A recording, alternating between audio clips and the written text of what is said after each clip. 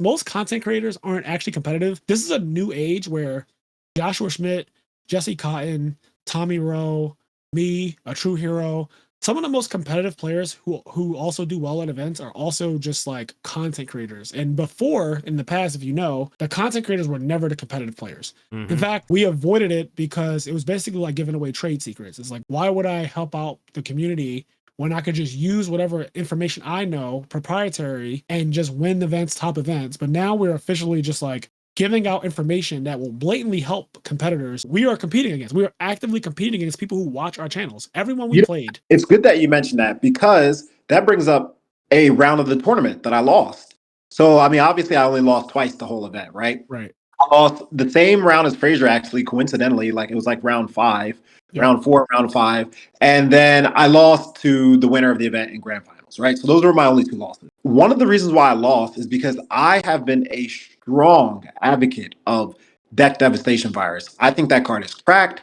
I think that when you resolve it, you're just going to win. And then there's been a lot of like pushback about the card, people saying it's inconsistent, or like it's not that great, it doesn't hit a lot of the meta, yada, yada, yada. So anyway, I am up against the mirror match, actually.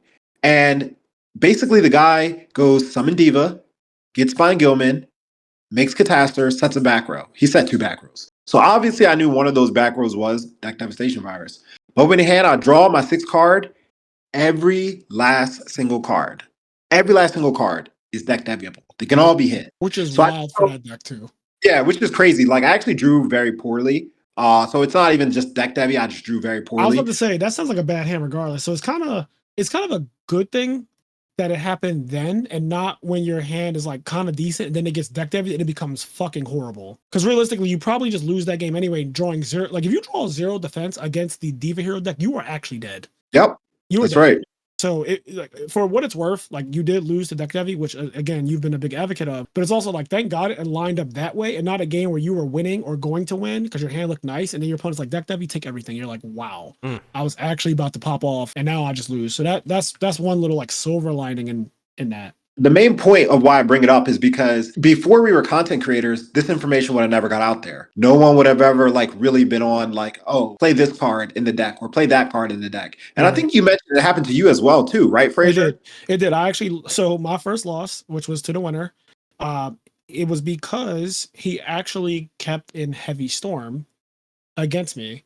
Game 3, I set 2 back row, which I normally don't even do that. So even if you keep it Heavy Storm, it's still not a good idea because I don't normally have more than 1 back row playing frogs, right? You can't use the deck back row usually. But we were in a very obscure game state where I was trying to resolve Elemental Hero Ocean to grab back Stratos, which would have 100% ended the game if that resolved. I mean, that's pretty much how it goes in general. If Ocean resolves, if Ocean resolves for Stratos specifically, the game is just over. So I was in a situation where I didn't have Treeborn access. And again, there is a 20% chance that you don't have Treeborn access with frogs. There's an 80% chance that you do in the opening 6. So I was playing this game 3, with no Treeborn, but I did have my hero engine.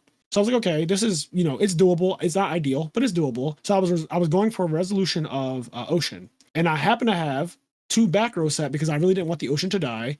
And he happened to have the worst possible card in the entire format at that time for me, which was Heavy Storm. Now, normally that card is a card that you side out against frogs. But because I just topped Deck Devastators, the frog deck, and I showed that I was siding traps. And I also did a whole 2-hour and 30-minute video on my entire run. Me and Stengo went through every single round that I played, and all of the stuff that I was talking about was side decking and just like the traps that I side and why I side him and all this other stuff, right? Again, trade secrets. He kept in Heavy Storm, which is smart in a way because it ended up working out for him. But it's also, it's one of those things that's high variance. Because it's like, yeah, you can keep in Heavy Storm against frog players.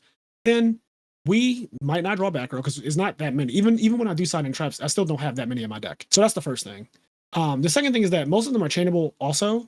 They're not even, like I saw in Compulse and shit like that. So it's not like Dust Tornado. So it's not like there are traps that just kind of sit there, but everything just lined up so perfectly where the Heavy Storm was absolutely devastating. And it's like, I'm not just annoyed that because of me creating content, you knew that you could keep in heavy and get away with it. I'm also annoyed that it actually ended up working out because if we play that same exact game again 100 times, I bet that in 97 of them, having Heavy Storm would be to your detriment. It would be to your detriment that you have Heavy Storm because that deck needs back rows to play against frogs. It cannot beat the frog deck without back row. So it's like most of the time you're going to be Heavy Storming yourself. That is just the reality. But it worked out so well where that was the case. And it's just like, it's annoying, but it's something that I'm getting used to now as a new part of my YuGiOh journey that I never had to deal with or consider in the past. I never had to deal with me making a deck, me topping with a deck. People always could copy it before, but they had no idea what the fuck they were doing because you didn't get to literally see me play with it, right? There was no replay to watch. I wasn't explaining play by play what I'm doing, but that is a thing now. So now you have insight, which nerfs me as a person because everyone is watching my channel. Like everyone I played in the tournament knew exactly who I was. They all told me either before the match or after the match, hey, big fan, by the way. People sitting next to me said the same thing. Literally every person adjacent to me, like people will be playing their match. In the middle of their match, be like, I'll be ready to walk away because I'm done. Like I won my match and I'm holding my arm up for the judge. And they'd be like, hey, Frazier, by the way, big fan of your channel. Just wanted to say that before you leave. Like just, you know, get that out there, which I love. I love that support. But from a competitive standpoint, it's interesting that I never really considered until now that like, oh shit, people know more how I think. They know more how I play. They know more about my ideas on certain cards. And the same is true with Cairo about the deck devastation thing. Like people have more insight. Before I was just a deck list on a screen, right? It would just say Frazier Smith. You'd get a deck list and that's it. And that honestly is useless. Like you can take my exact deck card for card and 9 times out of 10 is not going to do anything for you. If I'm being completely honest. It's funny, right? We're all nerds here, right? This happened in Dragon Ball Z, right? Hey guys, if you like this clip, we have full video versions of our podcast episodes available on the IMNerd Patreon, as well as exclusive content. If you'd like to listen to our full podcast episodes or find us on any other social media platforms, you can do so by clicking the link tree below.